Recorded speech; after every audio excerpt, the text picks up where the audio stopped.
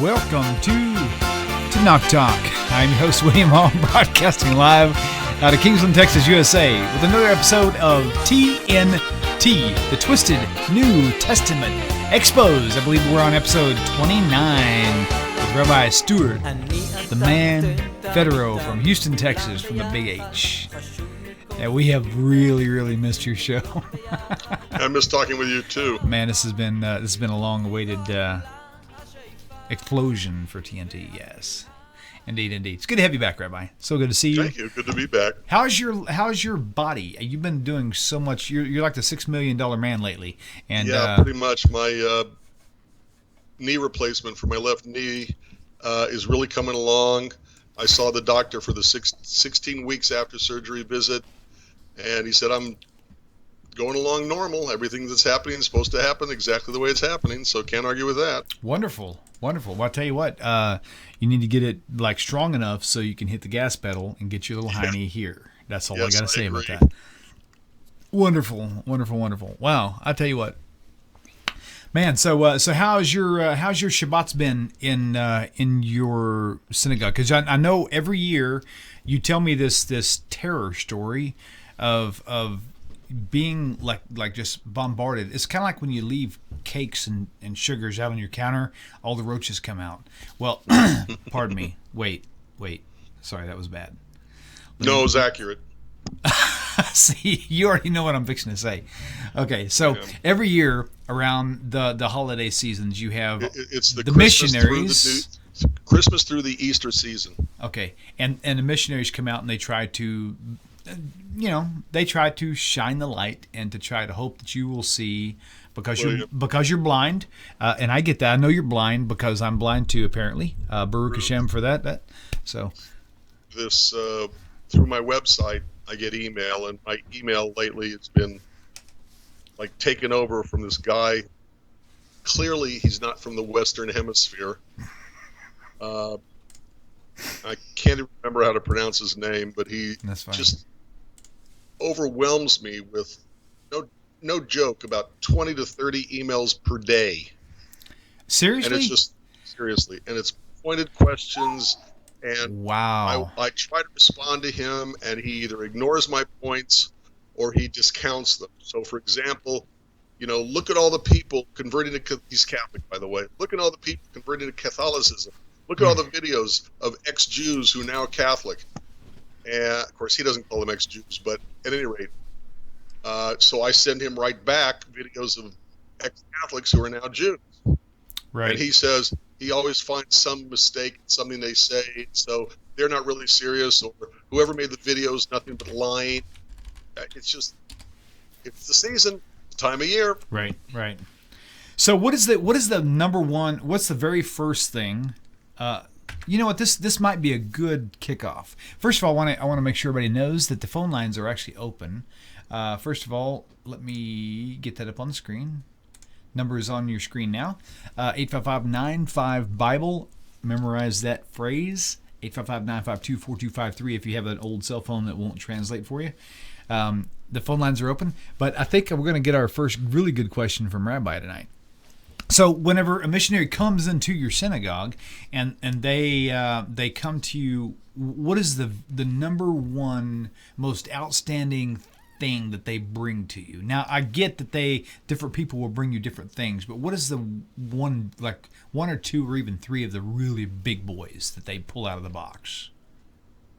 Well, of course, it always depends on who's doing the asking, who's doing the writing, because like this guy was Catholic, so he points to this conversion of the chief rabbi of Rome who, after World War II, converted to Catholicism. Okay, hold on.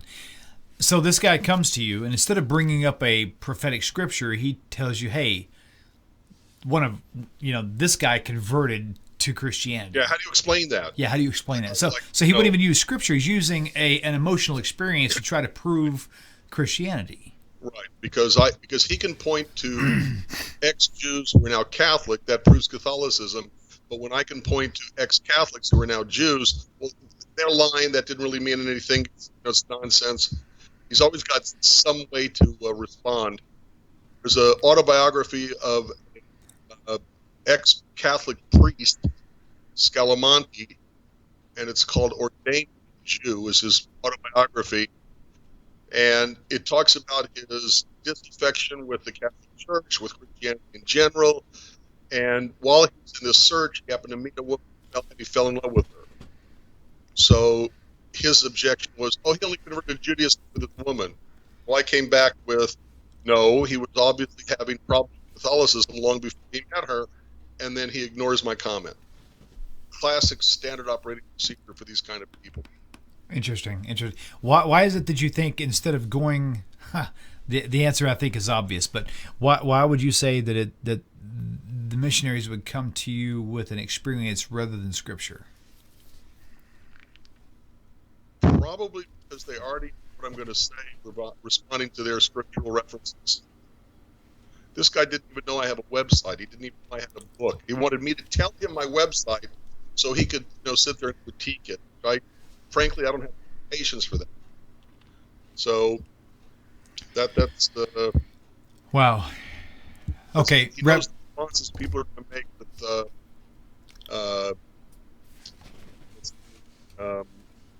proof text or whatever. Then he doesn't want to go to the proof text. He wants to prove it by look at all the people who. Yeah. Right. Read the comments, the live chat. Okay. Let's see. Kelsey Lynn, I don't know how to pronounce your last name, Kelsey Lynn. I'm sorry. Rabbi is sounding garbled. Oh, yeah, actually, that's what I was fixing to ask you. In fact, I believe Jason is actually watching. Jason Akers, just to be precise. Let me make sure. Hang on. Jason, if you are on. Yes, you are. Could talk about it. Yeah, Jason, we may actually do that. Okay, Jason, do me a favor. This is actually clearly on my end because this is like the third broadcast in a row where it seems like my guest is actually, as they start talking, they begin to kind of, it's like the sound starts getting choked, and I have no idea why. I didn't change any setups at all. So maybe if you want to send me a message or so, I'll see if I can make a few adjustments based on whatever insight you might have. It's garbled. I'm going to be precise because I hear what y'all are hearing too. It's make-outable. You're just going to have to tough it out until I figure out how to fix it. So just kind of sit tight. Thank you for the feedback, though. I really need that. So clearly I have my work cut out for me before the next week's shows come up. So why did the chat just disappear? It's still there on me. It's probably on your end because I still see the chat. I've got mine up. Rabbi's voice is very choppy. Your voice is okay. Yeah, I don't really know why that is, actually, unless it's actually the cable. Maybe it's the cable, Rabbi. Hold on a second. Let's try this again. I hope I don't mess something up. Give me 1 second. Okay, well, we'll see if that's it. I can put in a new cable. That's the only thing I know how to do. It's the only thing I have really changed, I guess. So we'll just see what happens. I can check with my computer creator to see if he changed the sound card before he got the computer. Now you got back. Okay. Okay, so can you hear me okay, Rabbi?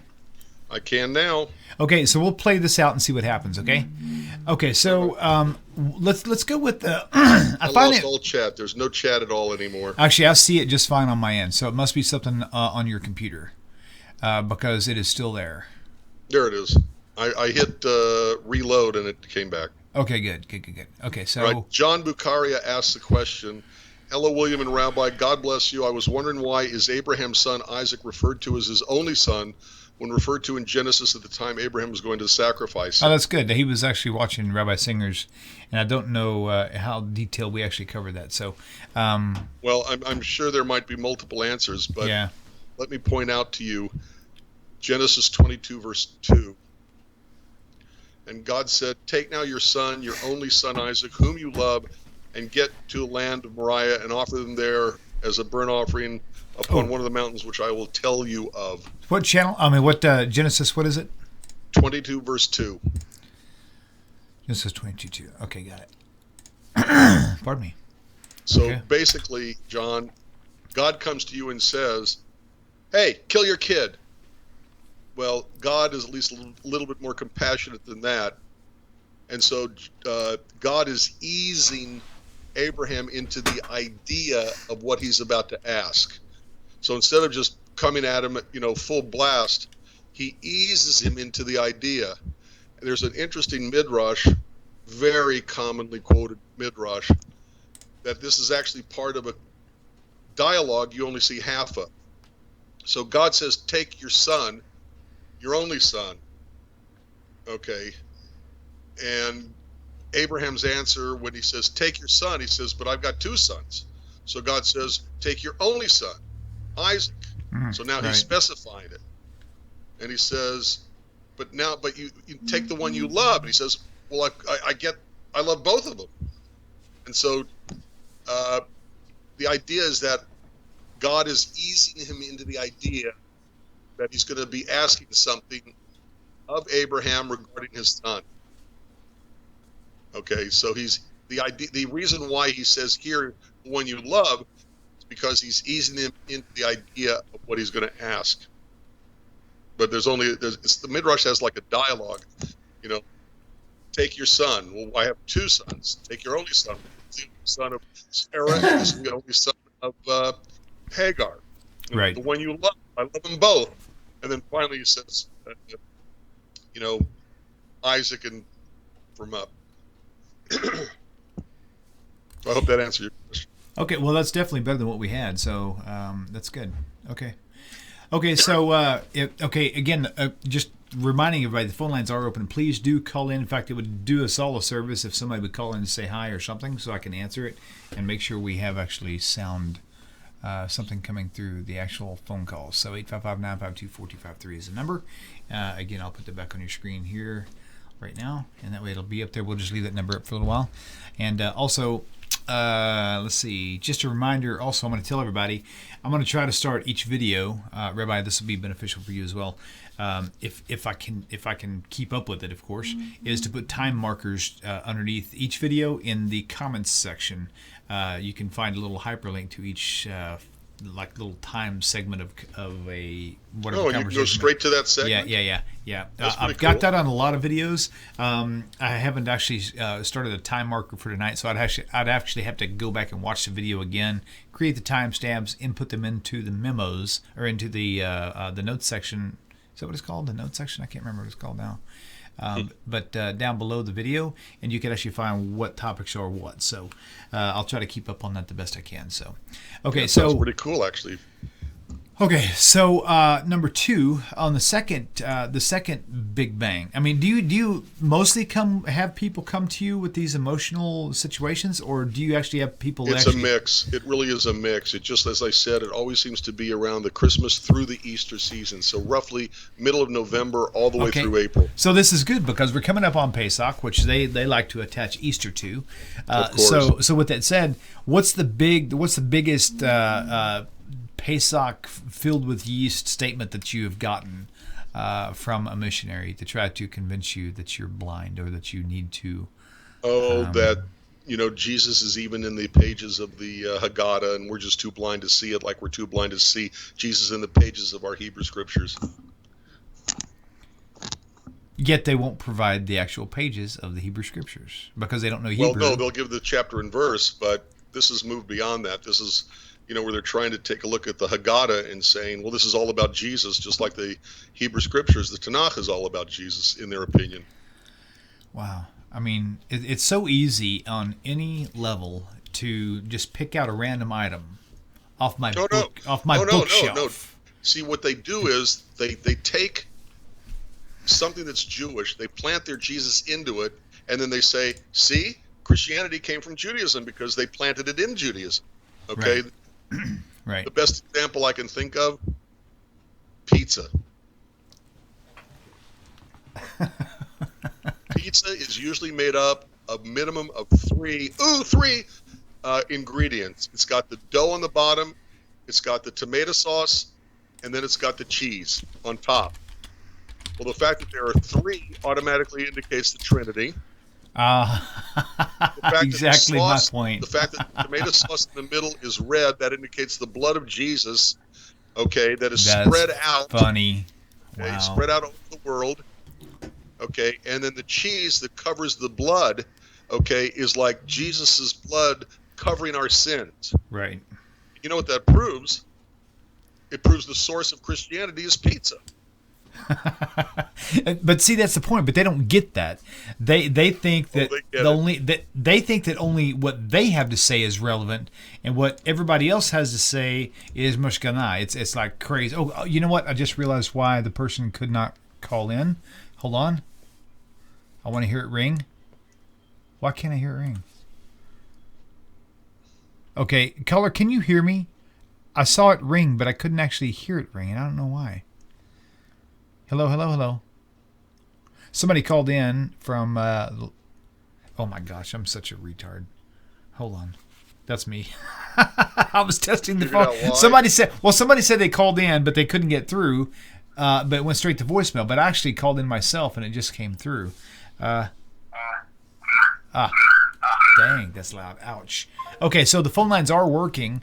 I'm not sure why it's not actually ringing, because I've got the volume turned up on the ringer. Oh, that's why. I see it right there. Okay, so when you call in, I should be able to see it. We should be able to take your call. Call back in. I'm not sure who actually did that. That was Kelsey Lynn. Kelsey Lynn, please call back. There it is. Okay, perfectus. Okay, very good. I just didn't have the volume turned up, it looks like. Shalom and welcome to the show. Please tell us your name, where you're calling from. This is Kelsey. Hi, Kelsey. I'm so sorry. I didn't realize I had my volume knobs turned down. There's just far too many buttons in the studio. Can you help me out with that? Yes, I've noticed that. Okay, I've got another caller coming in too. I'm sorry. Whoever's calling from area code 404, hang up and call back, because I won't be able to answer this call. If I do, it'll disconnect Kelsey. So hang up the phone and call right back. Kelsey, thank you so much for calling in. Tell us what's going on. Do you have a question for us? Basically, I was just calling in to let you know that to get your phone up and working. Thank you so much. Hey, we can use all the help we can get. Trust me on that. And Kelsey, also on congratulations. You're our listener for tonight. Yeah. We actually have 15 watching right now, so that's good. Very nice. Yeah. On my front door, I have a sign that says, no, quote-unquote, risen bread products, please. Oh, my. And this is the perfect time for it. Isn't it amazing, Kelsey Lynn, where you see all these pictures of the Last Supper and what's supposedly been on the Christian Easter, which is supposed to line up with Passover, and you've got this big fluffy loaf of bread there. And it's like, yeah. Every artist I've ever seen, number one, thinks that whatever Jesus figure, the Messiah, the New Testament produced, was blonde hair and blue-eyed. And they also thought that he liked fluffy bread on Passover, which is really ironic. So anyway, Jason Akers, actually, I don't know if Kelsey, if you saw, was it this episode or on Rabbi Singer, he said something funny in a text, and I really, God, it was so funny though. Everybody's seeing Jesus everywhere, and he said, I actually saw Jesus first time he saw Jesus come to him in person was actually on a piece of toast. I don't remember exactly the details, but and you know why he came as toast. He was saying, if you don't believe me, you're toast. Yeah. So, okay, and just, if you're a Christian watching this, I'm sorry. I've been doing this for not as long of a time as many people, like maybe Kelsey Lynn and maybe Rabbi Federow and these other rabbis, but I will tell you this, and Kelsey, you could probably testify with this. The further along you get, the further distance you create between where you are and where you came from, the greater that distance becomes, the more nonsensical it really is. It's like at first, it's like you're afraid to even speak anything. Oh my God, who would ever even call Jesus Yashke? I mean, I was so offended the first time I heard that. Even though I had left the New Testament, I was terrified. But the more I'm going, it's like it really is nonsense. And it's like I mean no disrespect to anybody who's a Christian, because I was there. I spent many years of my life dedicated to that. But the more distance you create there, the more you can see it more and more clearly. And it's really just one of these things where, you just take it one day at a time is all. So, Kelsey, go ahead. Sorry, go ahead. That's okay. I was just going to say, Kelsey, thank you for calling in. I really appreciate that phone test call. Do you have a question you'd like to throw in here while you're on the air? No, but in some of my other Jewish groups that I'm in, there was this one that plastered a picture of you know who Right. on the two sticks with the John 3:16, and I'm like, Right. get this abomination off of here. Who do you Right. think you are? Stop stealing souls. Right. It's like, I ripped into him. Actually, Kelsey when they Lynn, keep show up me the. the John 3:16, I tell them they're misquoting that it's actually, for God so loved the world that he gave his only begotten. Torahs, both written and oral, that anybody who follows its injunctions will have a good life or something like There that. you go. Okay, Kelsey Lynn, thank you so much for calling in. It's so good to hear your voice. I love hearing voices. One of these days I'll see an actual face with all these Facebook friends of ours. Shalom to you. Take care. Okay. Okay, Bye. take care. Okay, 404, Before you call go back on, I just now. want to say to Off Grid with Doug and Stacy. Oh, I didn't see You're that. right. They're also sitting in chairs. Good point. I never noticed that till you pointed it out. Thank you. Well, they're also sitting in chairs. What does that mean?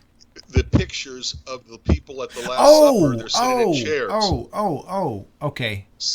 Somehow I think that's a... Well, they're supposed to be anachronism. reclining. I mean, the whole point of Passover is reclining and leaning whenever they do certain things. So, and there's no implementation at all of any of those things. That's a really good point. I haven't thought about that. Mm-hmm. Wow. Okay, so whoever called, oh, there they are. Oh no, it just rang one time and it disconnected. 404, call back. Jason Akers, you are the man. Was that Jason calling you? He said I can talk to myself. Yes. By the way, Okay. when you have a conversation with yourself, it's actually a conversation with somebody who understands you. That's true. Hello? Hey, Shalom. Welcome to the show. Please tell us your name, where you're calling from. I'm David from London. Hi, Dave. Oh, welcome to the show. My goodness. Do me a favor before you continue. If you would turn your computer volume down, so that. Down yet? Okay. Yeah, done that. Yeah. Okay, wonderful. Thank you, David. Welcome to the show. Do you have a question for the rabbi? Yes. Wonderful. So shall I tell you? Or? Yeah, go right ahead. He can actually hear you. In fact, you can talk directly to him if you like. Hi, David. Okay, great. Thanks. Hi. Yes. So my question is, I know regarding Isaiah 53, you mentioned that Jesus didn't commit any. Or it claims that the person, or whoever it is that it's speaking about, doesn't commit any violence, and Jesus committed violence in the case of the cleansing of the temple, and in the case of the pig. So my question is, what I've heard as a response to that, and I'd like to know what your response. So you're talking about Isaiah 53:9, right? Right. Okay. Okay, but what was his question about it? Isaiah, Yep. So okay, so one of the responses, a response which I've heard to that, was that the Hebrew word which is used is Hamas, and all of the cases where Hamas is used, I haven't actually checked every case, but apparently, perhaps all the cases where the word Hamas is used for bloody violence, and therefore the cleansing of the temple wouldn't be counted as Hamas. So Well, that. first of all, that's an interesting take on it, but I don't think it's true, because in the explicit text of the New Testament, where it talks about the quote-unquote cleansing of the temple, okay, it makes Jesus sound like a very violent man who makes his own whip in order to whip people with. So I would call that Hamas, especially, by the way, since God himself demanded that the people be there making money changers and selling sacrifices. Okay, but I guess the people who are selling the sacrifice, how is, in the sense that I guess it's not really bloody violence, though. I mean, because their sacrifice is going on, but it's not Jesus. If you got whipped with if you got whipped with the scourge that Jesus made, yeah, it could draw blood. Okay. Also, the example of the pig. So Jesus, when there was a demon, and the demon possessed the pig. Right. And instead of just getting rid of the demons, he puts them in innocent little piggies and kills little piggies. Right. Yes. So a response to that, to say, wondering what your response is that in a sense Jesus didn't kill the demon killed the pig, and so one could then say, well, if I would he's have God, to look then at why the wouldn't he have exact been text. able- William, do you know where that is exactly? I can find it for you really quickly. In fact, there's several comments that really come to mind on that whole thing. And so don't hang up just yet. It's very weird to me Yep. that Jesus can control the demons, but he can't just get rid of them. He's got to put them in the innocent piggies. The issue isn't Yep. how the pigs die. The issue is, why did the pigs have to die if Jesus could control the... Matthew 8:28. Say it again? Yeah, I Math- mean okay. The response to that, which I've heard, is that the same kind of problem applies with God the same question applies with God generally. Like, why do bad things happen to? Why does He allow bad things happen to people? And one answer. No, I'm sorry, I don't see it as the same thing at all. Yeah, I don't either, actually. Just to clarify, Matthew 8:28. Matthew 8. Matthew 8:28.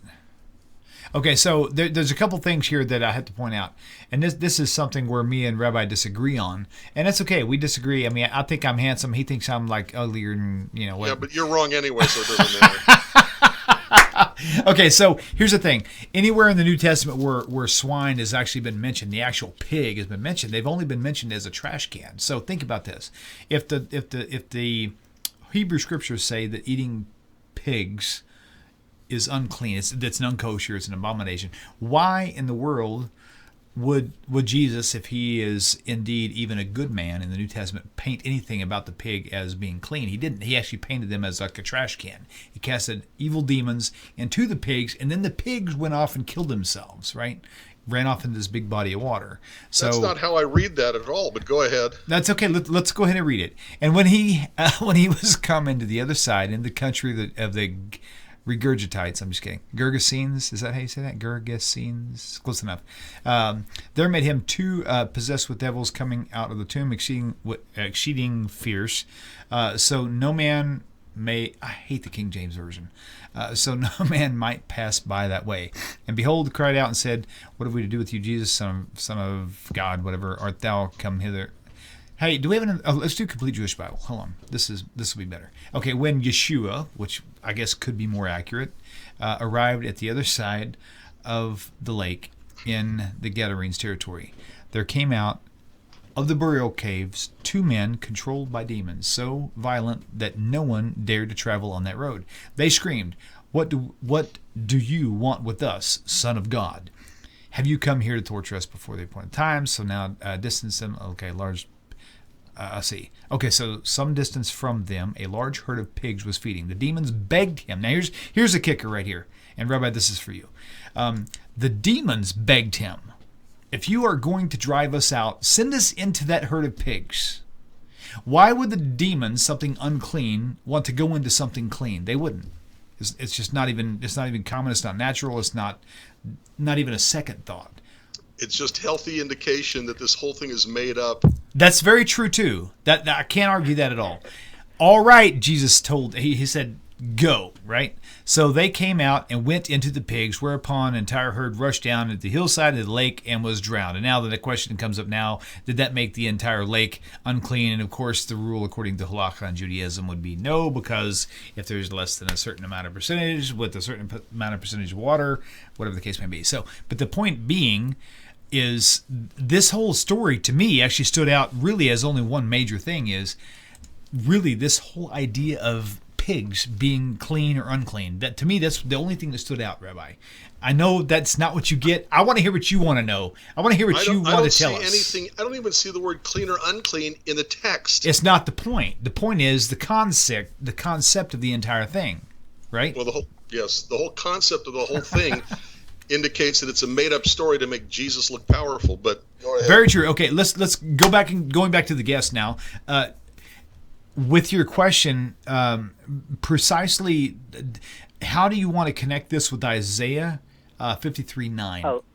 Okay. So Isaiah says that Jesus didn't commit any violence, and then there's an argument that one of the cases of violence. Okay, let me interrupt you just for a second. You said Isaiah says that Jesus. Isaiah 53 says that whoever it is there you go. about, That's what I want to know. Okay. Didn't commit any violence. Right, and there was no evil deceit found in their tongue. Okay, now I want to express something to you real quick. I'm gonna pull that up on screen just so it's very visible for everybody here. If I can get this thing to cooperate. Okay, so here we go. Isaiah. Why did it not pull up that screen? Okay, Isaiah. Give me 1 second. Well, let me try this again. Okay, King James. We'll try that first so I can actually pick it out. Also, part of that question is that part of that response is that God gives people free will in order to, and demons as well, in order to do what they, so that they're free to do what they want to do, and therefore He did it with the demons just as He does it with evil people in our world anyway. And so, to say why did God do it that way? Why did God put the demon in the pig? You could just as easily say, why does God let bad people or demons do bad things? The issue is, was Jesus a violent person? And if I were a pig, I'd say, yes, he's a violent person. Okay, if not, it's just more than that. Okay, if I were in the temple doing what God told me to do in Deuteronomy, okay, that there had to be money changers and there had to be people selling sacrifices in the temple, okay, and this man comes to me with a whip he made himself, a whip he made himself, to beat me with, then I would call that violence. Yep, I'd say he's a pretty violent man. If he walks by a fig tree, I would have to agree. Fig tree isn't even the time of season for fig trees to have figs on them. He gets mad at the fig tree and destroys it. What a nice guy. Right. Okay, let me go back and keeping our caller. Do me a favor. Tell me your name again, please. David. David, thank you. Okay. There's several interesting things about Isaiah 53:9 that I want to point out to you, and I know Rabbi will probably jump right on board with this. It says, "And he made his grave with the wicked." What is a grave? It's actually a place of burial, right? Would you agree, David? Yeah, I guess so. Okay, a grave is a place you bury somebody, okay? Yeah, sure. Okay, and now it says, "And with the rich in his death." So in his death, meaning the location where he died, right? Right. Okay, now granted, I'll have to rely on Rabbi to give us a proper Hebrew translation, but according to this verse 9, what actually happened was actually opposite, because if I'm reading Isaiah 53:9, it says, "And he made his grave," the place he died, "with the wicked." But according to the New Testament, where he died was actually, he was buried in a rich man's tomb, not with the wicked man. Okay, and with the rich in his death, but he wasn't with the rich in his death. He was with two thieves. So actually, what happened to Jesus would have been opposite of 53:9. Of 53:9. Okay. The other issue with 53:9, by the way, is the mistranslation. Made his grave with the wicked and a rich man in his deaths, plural. Oh my gosh, I forgot about that. Yes. Which means that in order for Jesus to fulfill this as if he ever could, okay, he's got to come back and die again. Right. Now it gets better than this though. Check this out. This is what I found really amazing. My dear sweet friend Lon Cherry Holmes Jr., which I'm going to go visit him for Pesach in Dallas, Baruch Hashem. In just a few, just a week or so, he pointed out something that was really amazing to me, and I'm fixing to show it to you right now. And Rabbi, I know you already know this, but to me, this was just like the priceless jewel. Not necessarily I know it, but where are you talking about? Zephaniah. Back to Matthew. Zephaniah 3:13. If I've got the address right, I'm going off memory. So 3 what? 13. Okay. Yes, that's it. That is so amazing. Now, keep in mind, we're referring to Isaiah 53:9, the second half. Okay, so I'm going to pull that up first. Let me put this on screen, and you're going to see me switch screens here in just a second because I'm going to go back first. Okay, so Isaiah 53:9, and it says, "Because he had done no violence," it's all highlighted on your screen, "neither was any deceit found in his mouth." This is Isaiah 53:9. Now, the Christianity would tell you that Isaiah 53 is talking about Jesus, and according to Judaism, realistically, the whole this whole thing is not a person, but it could be like the nation of Israel, or at least a remnant of Israel anyway. Right? And so if we find the verse in the prophets that would tell us something about it not being an individual, then we would have to give credence to it to some degree. Well, I would have to say to myself, yes, that's correct, William. So here we go. Okay, Zephaniah 3:13.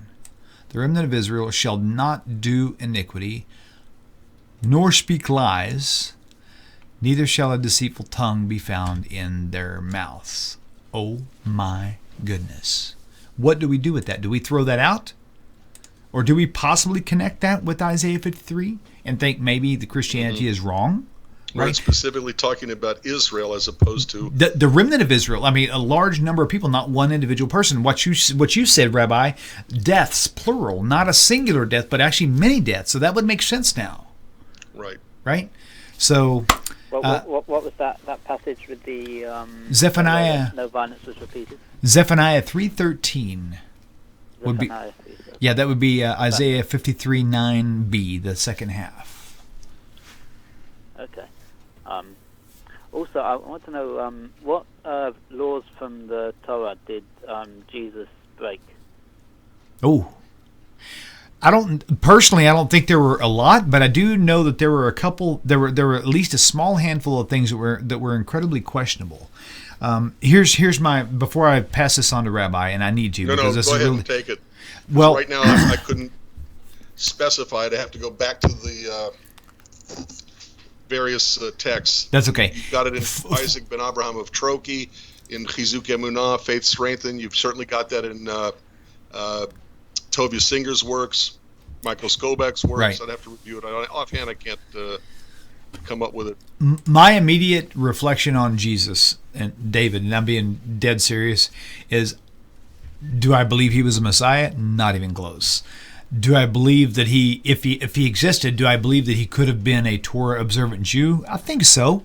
I mean, I don't know one Torah observant Jew personally who lived never violated any portion of Torah where they had to repent, where they didn't have to repent.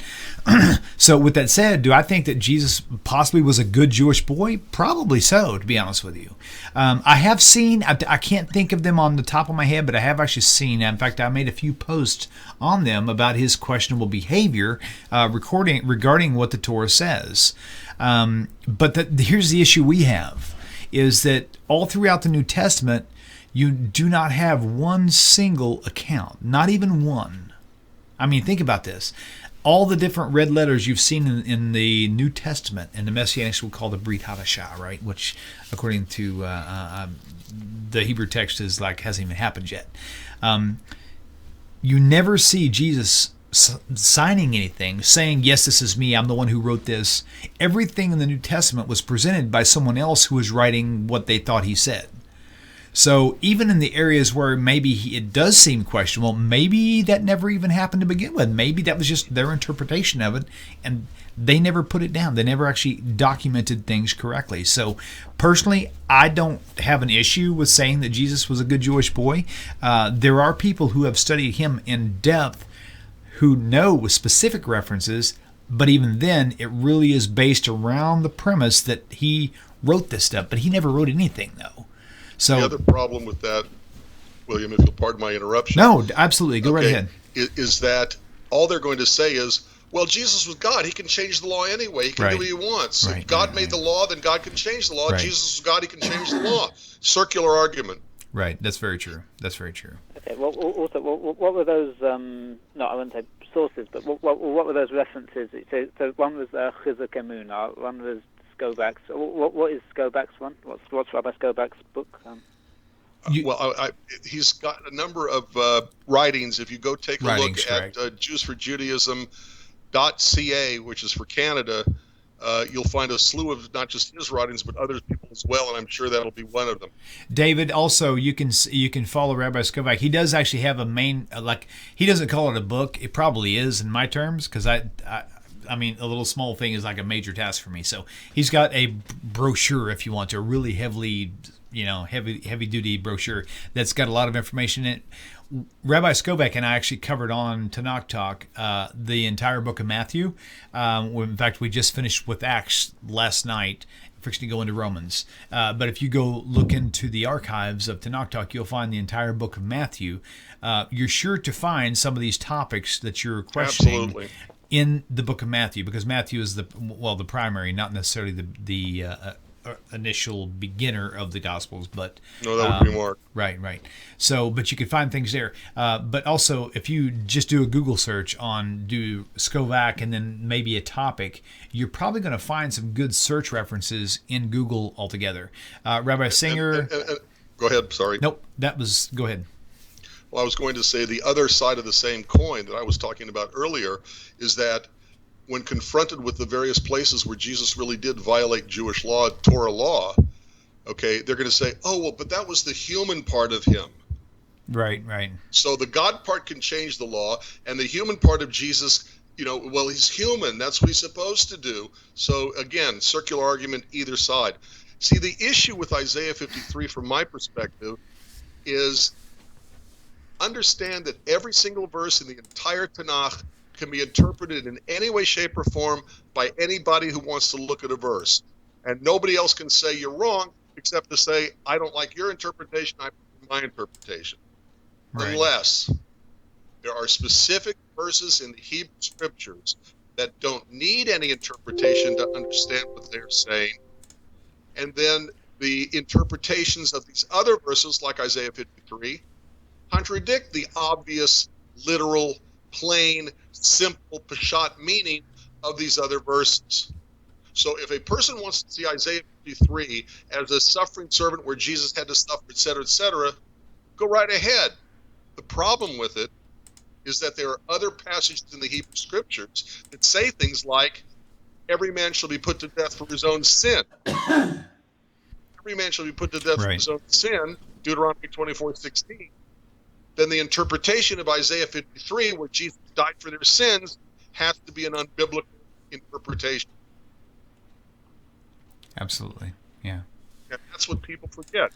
You can take their verses in the New Testament, and if I wanted to, I could say, oh, that sounds exactly like the invention of the locomotive train. And nobody can say, well, that's a bad interpretation. They can only say they agree with me.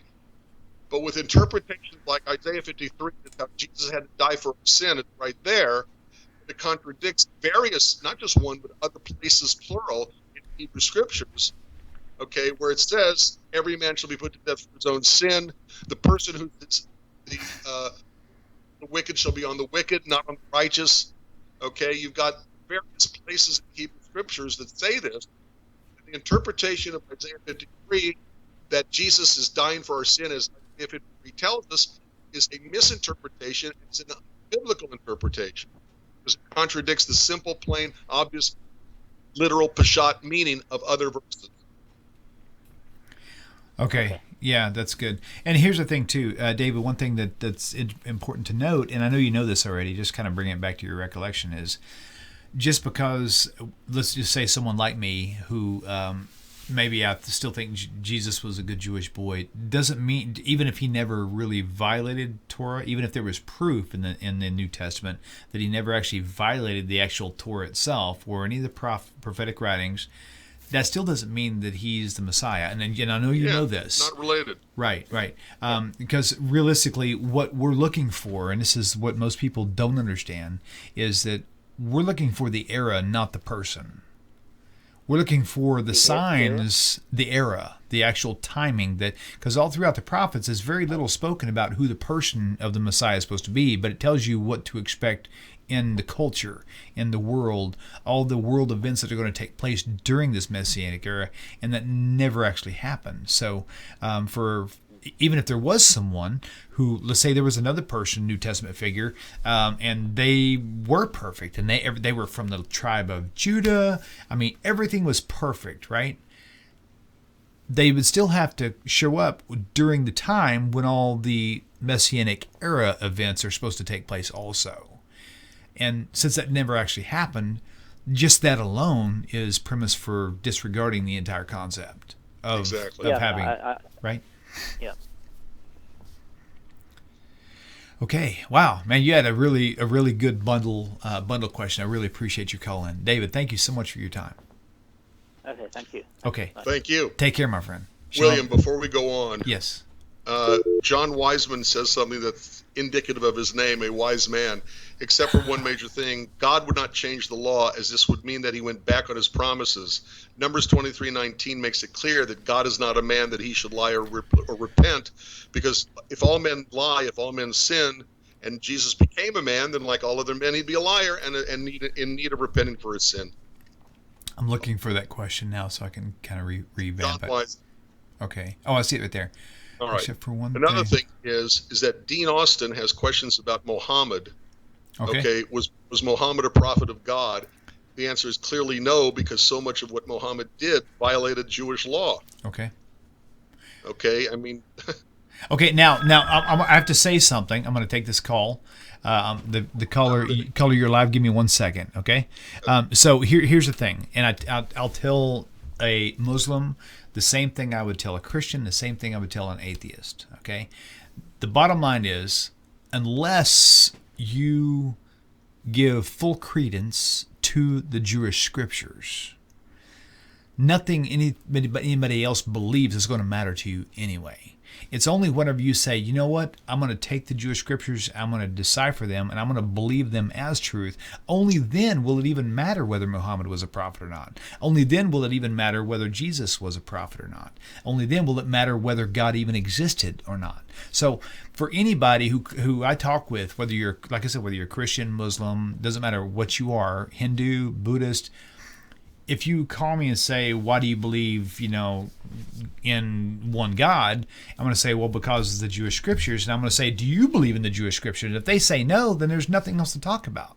So if a Muslim who calls me with a pure heart, but they don't really get the Jewish scriptures as the true divine word of God, again, we're kind of at an impasse. There's really not much for us to talk about. We can be friends, but there's not a whole lot of places we can go unless we both can agree that the scriptures that we're talking about is indeed the true word of God. So with that said, Rabbi, would you agree to that? Absolutely. Okay. Absolutely. There's something else I need to also add. Sure. And let me pull it back up. And we will take this call. Caller, sit tight. All right, Jeff, please. But Dean Austin asked the question about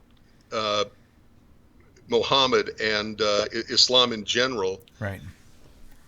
I would ask him to take a look at certain things, and I know this is going to be very difficult, okay, but take a look at all of the contradictions found within the pages of the Quran.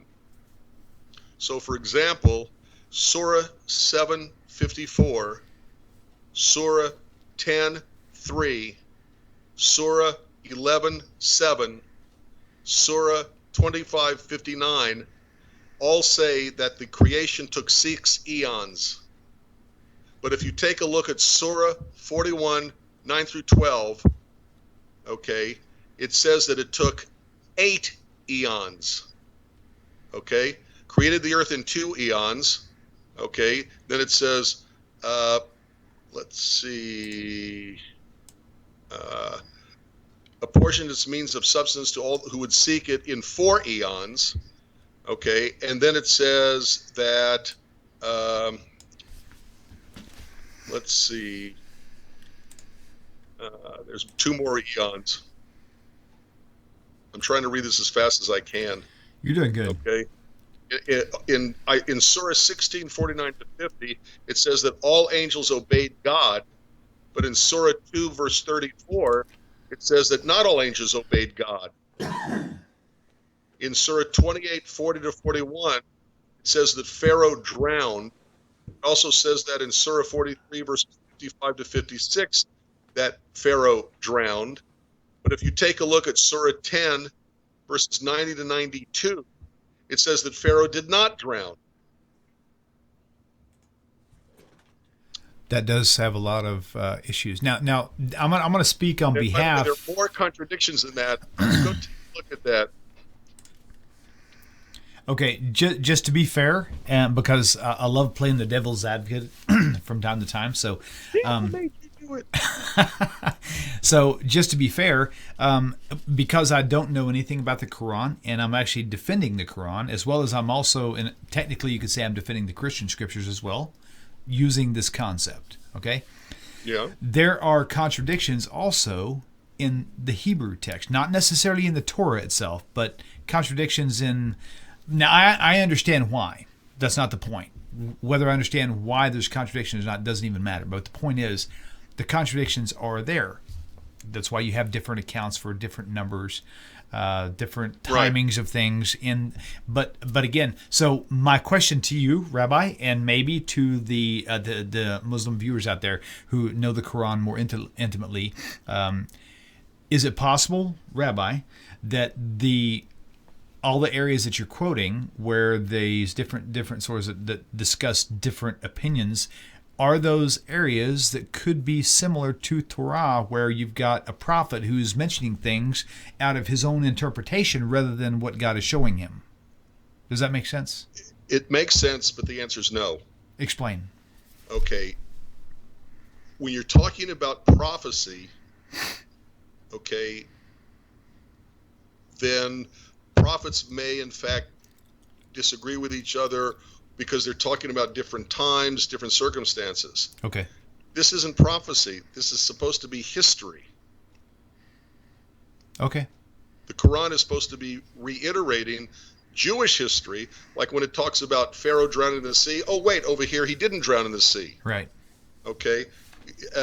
Did all animals, was it animals or maybe it was the sons of Noah, make it on the ark? One passage in the Quran says yes, one passage in the Quran says no. Ah. Huh. So okay. The point is that Judaism has a built-in system for understanding what may appear to be a contradiction, including the idea that, okay, it's a contradiction, so what?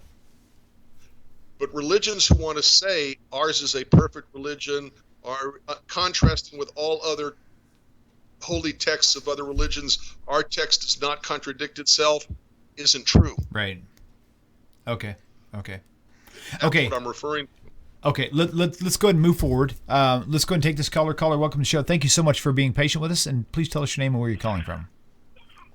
Oh, it's Jason Akers. How you doing? I'm glad I made you wait, man. I'm just kidding. I'm a patient person.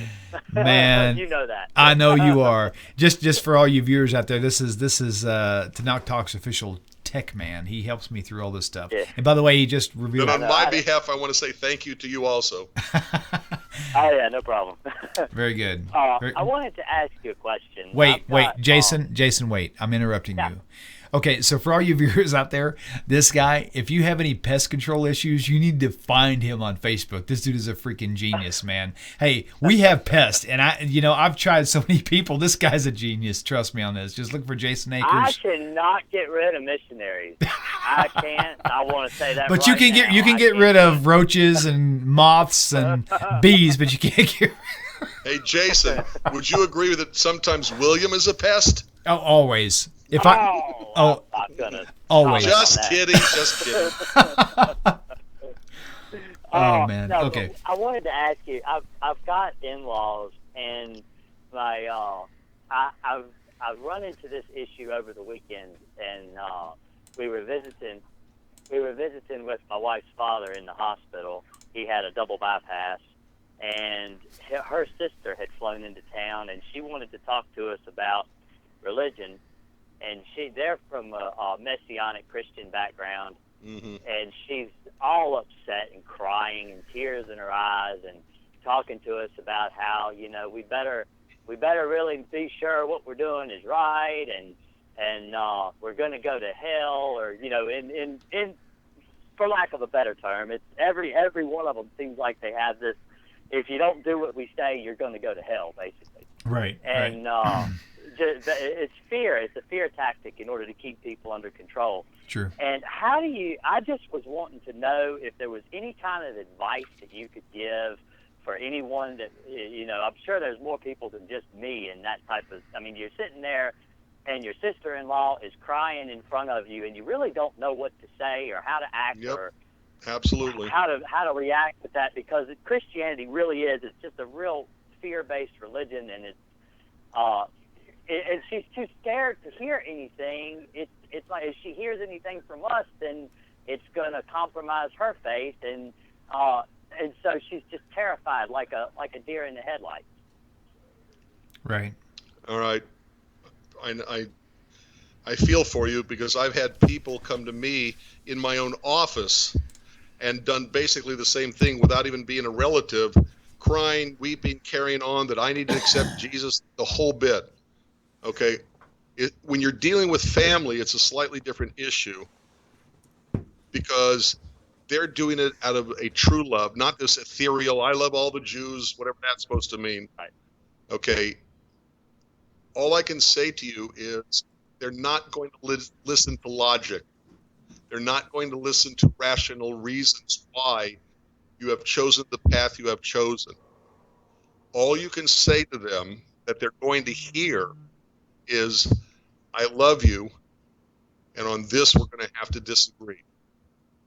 But you Right. cannot have the latter without the former. You cannot say to them, we're going to disagree, without saying to them also, I love you, and me reassuring them that the difference that you now have in faith, okay, isn't going to stop you from loving them, being there, if I understood you correctly, sister-in-law, brother-in-law relationship, okay, these kinds of relationships can continue even though you disagree with each other on theology. Rabbi, hang on. 760 area code 8888. Call back in just a minute, okay? Okay. All right. But there's another side to this, okay, that you kind of have to also remember. It's not going to come up in your conversations with your sister-in-law or whoever. Okay. But you have to understand. Let me rephrase that. I'm not sure how to word this. Either the Hebrew Scriptures is right, or the Hebrew Scriptures is wrong. And they're weeping and wailing, and they're telling you you're going to go to hell, and they're telling you you're following the wrong path. Jason, let me ask you a question. Jason? Yeah. Let me ask you a question. All right. How does it feel to be a Martian? How does it You're feel to be a Martian? Yeah, you're a Martian. Didn't you know that? You're a Martian. Yeah. How did you know that? Y'all are both crazy. My point, Jason, is this. Right. When I say to you, you're a Martian. How does it feel to be a Martian? I insist that you're a Martian. You're going to look at me and think, that guy's an idiot. Because Right. you know in your heart of hearts, you know in the deepest recesses of your mind, brain, your guts, that I'm an idiot. It only touches you somewhere in the back of your soul, in the back of your mind, in the back of your heart. You think maybe they're right. And it stimulates the concept or the attitude, am I really right in abandoning the Christian faith? Right. If that said to you, you're a Martian, you would even, it would be nonsense as me telling you you're a Martian. How does it feel to be a Martian? But it's because you think you might be right that it makes you lose feelings. So my point is either the Hebrew Scriptures is either right or it is wrong. It is either authoritative or it has no authority. If it's authoritative, if you feel it, if you know right, Christianity is nonsense. And it's Right. simple.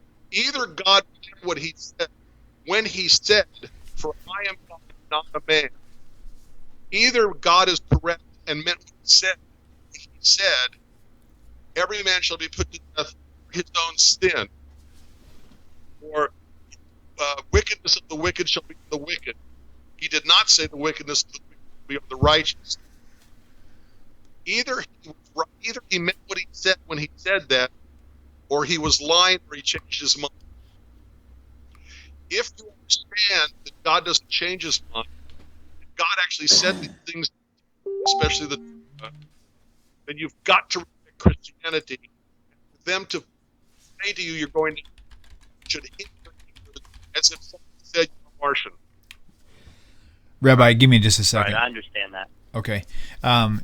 I'm having some choppy issues. Just started showing up again. I don't know why. I think Jason may have pinned it, though. My download speed, unfortunately, is not very strong. Jason, I'm actually wondering if maybe me adding this third computer for the callers may have diluted my signal, because I'm running 3 computers in here just to be able to broadcast. It shouldn't have. It shouldn't have hurt anything. But okay. I mean, we were doing it before, just fine before you. Well, we didn't have we didn't add the third computer, though. That's the only difference. Now that I've got I don't think it is, because even when you didn't have any callers calling in at all, it wasn't using any bandwidth at all. He was still choppy earlier. Oh, really? Okay. Maybe it's something you and I can work on maybe in the next day or two. Yeah. Okay, That's cool. Fine. But I understand what he's saying. I really appreciate you answering my question. I understood. I could pick apart, and I could kind of understand what he said anyway. Okay, but, and one thing I would say, Jason. I wanted to let you know he was choppy. That's good. Okay, right. One thing I would like to say. I hope you understood what I was trying to say, but the most important thing that I think you need to tell that person and the family is, this doesn't make you love me. This doesn't make me love you any less. We just disagree. Okay, you just came through very clear just then. Yeah, he sounded good then. Yeah, you know what's funny, Jason, and sorry, I hate to bombard all the viewers with this techie thing, but just to let you know, Jason, so for later, it seems like the only time I'm having problems is when I have the guest, like whichever rabbi, full screen. That's whenever it starts to get choppy. When I have them like shared screen, it works fine. So we'll keep an eye on that. Jason, one thing I would say is one thing I would tell them, and have told this to my own family members in the same scenario, is this right here. If I go to hell because of the road that I chose, then God is a liar. Because in the Hebrew Scriptures, it tells us what to accept and what to reject. And so if I go to hell, then God himself is a liar. End of story. Well, God forgave the people of Nineveh. Right, without any blood sacrifices, without anything, right. Exactly, and that's what I tell people. Is I just say, if the people of Nineveh were able to be forgiven, then anyone can be forgiven, because they were Gentiles, they were goyim. Right. It didn't matter. Right. That he still forgave them. Right. All that mattered is that they turned to right and did the right thing. Yeah. So. Right on. All right. Well, I really appreciate y'all taking the time to talk to me tonight. I really appreciate all y'all do. Jason, thank you, and thanks for listening to our show. Hey, and we appreciate all you do, and I guarantee you, even though the people don't know you yet, they have to appreciate everything you have been doing, because if it wasn't for you, we would be about 20 broadcasts less than what we have right now, because you pulled off a lot of crazy stuff, man. Thank you, dude. Love you, Jason. Y'all have a good one. Okay, thanks. Take care. I need to interrupt one more time, William. Go right ahead. Dean is asking again about Muhammad and Islam, and he says that he studied 3 years both Judaism and Islam, and he can't figure things out between the two. Again, I'm going to say the same thing to him that I just said to Jason. Either the Hebrew Scriptures is correct, either the Hebrew Scriptures has authority, or it doesn't. You cannot believe in both the Hebrew Scriptures and the Muslims' Quran, because the Muslims' Quran contradicts things in the Hebrew Scriptures. Which is what you and I discussed earlier, was you're going to have to pick one. If you want to believe in the Quran, then believe fully in it and follow it. But if in your intellectual honesty, if you can pick one or the other based on truths and contradictions, whatever the case may be, go with one or the other. If you're balancing, if you got one in each hand going like this, it's going to be a tough road until you choose which one you want to follow. Once you decide, just go that way. You know what I'm saying?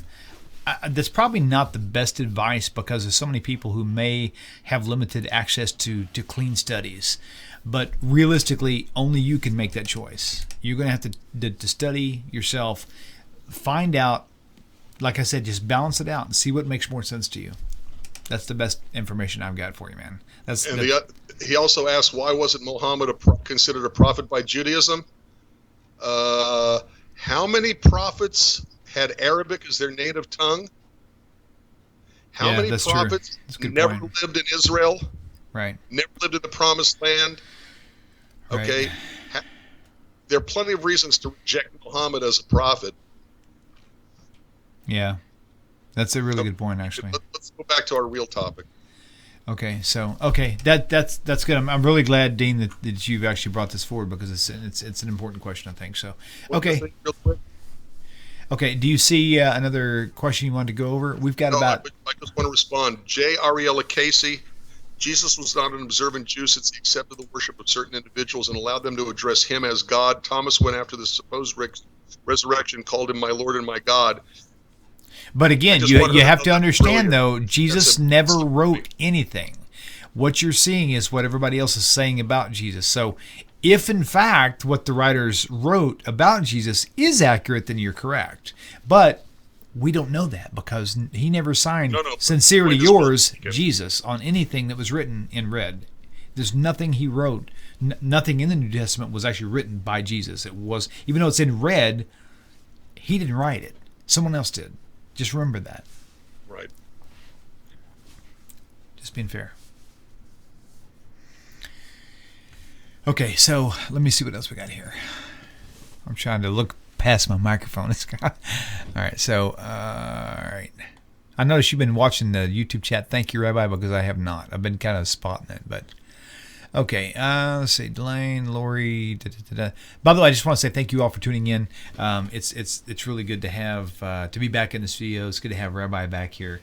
My pleasure. I know that we're certainly going to soon, and mark my words, sometime in probably the next 2 months or so, we're going to have Rabbi sitting like right here. Yes, right next to you. Right next to me in the studio. So when you're in my ear saying, I got to fix this and I got to put this together, and why doesn't this thing remember? I can actually watch what you're doing. And you can slap me to kind of get me to stop complaining all the time. Man, I tell you what, this has been a great night. I tell you what, it's been a long wait, but I tell you what, this may go down in history as one of my favorite episodes. It's been it's good having the phone calls calling in, good having the viewers out there, and the support from all of you out there. And Rabbi, it's also good to have you here. That's my pleasure. Always is. Without you and the other rabbis. rabbis. I keep telling you, I enjoy talking to you. Somebody got the vibe. Somebody got the vibe that I was getting ready to close, and they called in. Let me see if I can answer it here. Hang on. Welcome to the show. Please tell us your name and where you're calling from. Hey, this is Wally. Wally James Cleaver. What's up, man? How are you? By the way, I used to love that show. I don't know if I told you this, but I actually got my Facebook account closed for using. You must watch reruns. What show was this? That was Father Knows. What was it? Father Knows Best or something like that, right? Leave it to Beaver. Oh, Leave It to Beaver. That's right. Leave It to Beaver. That's right. I forgot. Yeah. Oh. Yeah. Gee, Wally. Okay. Yeah. I actually got my Facebook account closed for using a fake name. It's amazing. But the thing people don't understand, you only get your Facebook account closed if someone reports you. They don't bother people as long as they're not being reported. Somebody reported me because they didn't like what I was doing and said, there's no possible way his name is spelled with an apostrophe in between, William, whatever. I think that might be an alias on me somewhere back in the 70s. That's great. Okay, so my father used to say that I don't care if a person spells his name Jones but pronounces it Smith. You pronounce it the way they want it pronounced. There you go. That's the respect. That's the respect. Very good. Okay, Wally, what's your question for Rabbi? Oh, I've had one written down here in Daniel 9:21. Oh, good one. Let me pull it up. That's when Gabriel comes to him, and in 21 it mentions about the time of the sacrifice, evening sacrifice. How was they having sacrifices without a temple? I thought this was supposed to be visions of things, and therefore in a vision you can have virtually anything you want. As a matter of fact, in Daniel 9:21, he talks about having seen Gabriel in a vision. Okay. Yep, there we go. All right, here, let me switch over to CJV. Okay, so just to read on this. On a few other things. As a matter of fact, if I remember correctly, Daniel never really understands the visions he sees and always has to go back to Right. Gabriel or another angel for explanations. Right. Right. I always thought that was interesting. In fact, the 70 weeks, I about, think, Daniel. the Daniel 9 70 weeks, I think, actually confused him also.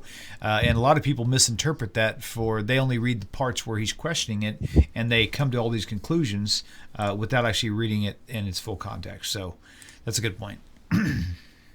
That's a good point. Yep, that's the only thing I had for an answer. Okay. Okay, cool, man. Wally, do you have another question you want to throw in here? Thing. Yeah, go for it. Yeah? Absolutely. I've been working on that. The word lamo. Right. Lamo. That Rabbi Singer says is them instead of Right. him. Oh, tell me the verse, Rabbi. I haven't. Well, it's in the Isaiah 53 passage that we were talking about. When Right. Okay, gotcha. Let me pull that up. Yeah. Is it 8? I think it might be 8. 53:8. I think it's 8, yeah. Okay, 53 and 8. There we go. And we'll go to VHS parsed. Hebrew 53:8. Okay. Okay, let me pull up the boom and put that on screen for you all so you can see it. Okay. All right, let's see. Yeah. Mipesha ami negali lamo. Lamo. Last Right. word in It's the the verse. last word in Isaiah 53:8. Okay. You know, this is another example, by the way, of how Strong's really plays fast and loose with his Hebrew. Okay, if you take a look at older versions of Strong's, I mean the book, not the computer thing you can find now, but the physical, big, thick books for Strong's. Okay, it's like every single use of the word lamo in the older versions always meant them, except in Strong's in Isaiah 53 verse 8. Interesting. Somehow the complaint got to Mr. Strong or to his editors or publishers or whatever, and in more recent Strong concordances, now all of a sudden in other places the word lamo changes all of us, presto changeo, and in some places now he'll say it means him. Okay, to him instead of clearly it's to them. Did you follow what I'm saying? Okay, he did the same fast and loose treatment with the word lamo, where in the older books, published books, every single use of the word lama was translated as young woman, except for Isaiah 7:14. Okay, he must have heard the complaint, and then all of a sudden he starts putting it in other places, where now all of a sudden Alma means virgin. So it's not just Isaiah 53. It's not just Isaiah 7:14. Now he peppers it in another place, whereas the older versions, okay, he said it always meant young woman, except in Isaiah 7:14. Am I clear on what I'm saying, William? Yeah, absolutely. In fact, I'm comparing right now. I'm comparing the King James version with the complete Jewish Bible, and it does distinguish the difference between the two. In fact, I'll put that up for you now. If you notice right here, let me go back. The King James version here, it shows that he was he stricken, right? But in the complete Jewish Bible, it shows you the punishment of themselves, which is plural, right? So at least with the CJB, at least they're being more honest with it. So it's very interesting. It's amazing. I tell you what, people say, well, you don't have to know Hebrew to be able to understand the Bible. I'm thinking, as long as you think that, then you're going to not understand the Bible. It's people like Wally who are questioning things. They want to go and find out for themselves. That's how you're going to find out the differences. Just remember that. So that's all I got to say about that. Yeah, I'm always trying to find the answers for when people have questions on why. That's awesome. That's awesome. That's the way to go. So I can answer them correctly. Absolutely. Well, I'll tell you what, it's been great, man. Well, Wally, thank you so much for calling in. It's good to hear your voice, and maybe one day we'll meet in the flesh for coffee or something one of these days.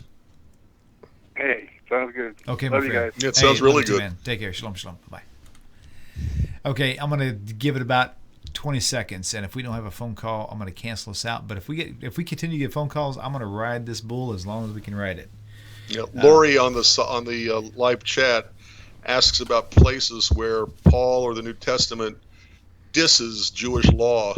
Oh my gosh, And- yeah, you're right, and I And stand there corrected. are plenty of places.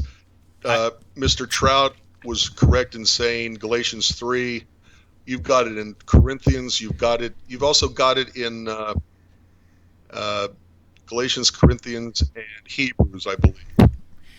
And I will say that as far as the Messianic world out there, that they all agree on one thing, and they agree that the book of Galatians, or the letter to the Galatians, was the one letter that should have never been written. Well, guess what? It was. And you get why, because it was written, and you're right, it was written, and there are a lot of hang-ups there. So with that said, hey, what can you do? You got to take everything that was written, so to speak. So And the other important thing to remember is in the days of the New Testament writings, there was no Talmud. Okay, the people quoted in the Talmud, in the Mishnah, may have been around and may have been saying things that later got written down. But when the New Testament is speaking about Jewish law, the law is a curse. The law comes to curse you. The only purpose of the law is so you understand you cannot keep it. right, It's talking about Tanakh law, Torah law. right. Okay, hallelujah. Okay, says, and no matter what was written of him, JC, Right. he died at a young age and did not live a prolonged days and have children of his own. I'm sorry, I can't have a hard time seeing this. Right. He didn't By see his own seed, which was actually prophesied in the Hebrew Scriptures, saying that he would live a long life and actually have his own seed. And of course, the Christian argument is that could have been spiritual seed, but obviously for obvious reasons, it's not possible. There's no such thing as spiritual Right. seed. Every usage of the word zara, it means It's a tangible, physical from offspring. the male loins. Yeah, right. Is that clear enough? Right. Yep, very true. Very true. Wow. Man, what an amazing night this has been. Rabbi? Yeah. It sure didn't begin very easily. No, it didn't. We started late, but by George, we finished this baby off with a bang. And that's what we do here at TNT Exposed, is we kick things off with a bang the best we can. So, Rabbi, thank you so much, man. It has been fun. It will always be fun. And it's always good to have you viewers. I love seeing y'all's faces. I love seeing the comments on YouTube. Do subscribe to the website. Subscribe also to the Facebook page, Tanakh Talk. More specifically, to the page where the events are. If you'll subscribe to the events page, anytime I create an event that was going to come up in the future, you will have a cute little red balloon alerting you every time I do something new or even edit it. So keep a watch on that. Subscribe to YouTube. Pass along to your friends. Don't be afraid to pass everybody's video. Go to Jono and Jason. They've got some awesome videos. Go to Rabbi Michael Skobac. Everybody's got their own thing going on. Share this stuff on your Facebook page, man. Get this out to your friends. Don't be ashamed of what you know, of what you have. If you lose your family, Hashem will replace them. Be encouraged. You have family, okay? I lost all of mine to gain a whole brand new family, and I'm sitting with one of them right now with Rabbi Stuart Federow. Love the man with all my heart, and I just can't wait to get you back in the studio. You're just wonderful man. I tell you. It's been good. Rabbi, I love you. I love you too. Okay, love you guys. Thanks for tuning in, and we will catch you on the other side. Shalom, everybody. Take care. Bye-bye. Shalom, everybody. Shalom, shalom. Shalom, shalom. בסוף כולנו שותפים. חשוב תמיד להיות אנושיים. אני, אתה, אתם תמיד, כולם ביחד. חשוב מכל חשוב.